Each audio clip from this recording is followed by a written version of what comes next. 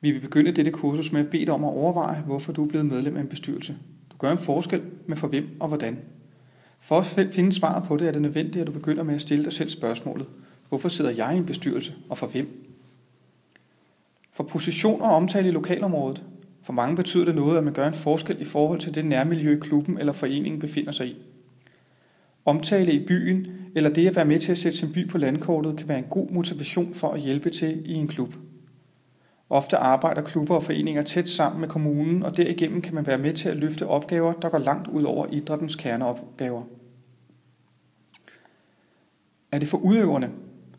En anden grund til at bidrage i bestyrelsesarbejdet kan være, at man gerne vil skabe rammer for, at udøverne kan dyrke deres sport. Oplever du for eksempel glæden ved at se fyldte træningsbaner, eller ved at der opstår en idrætskultur, så er du en af dem, der bidrager for at støtte udøverne.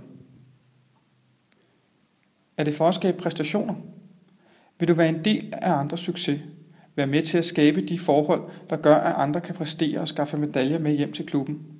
Bag alle, der har vundet en medalje, står der trænere og frivillige, som har sikret, at udøvere kan præstere. Det er en god oplevelse, når man kan se, at det arbejde, man har lagt i en klub, udmønter sig i, at andre kan præstere så godt, at de kommer øverst på sejrskamlen. For at give børn og unge gode oplevelser. Det er noget helt særligt at opleve en gymnastikhal fyldt med glade børn, eller opleve unge mennesker hygge efter træningen i klubhuset. For mange børn og unge er idrætten et fristed, et samlingspunkt i deres liv. Mange vælger at arbejde i klubber og foreninger, fordi deres egne børn går til idræt. Men man lader sig hurtigt fange af den glæde, man er med til at skabe igennem sit frivillige arbejde.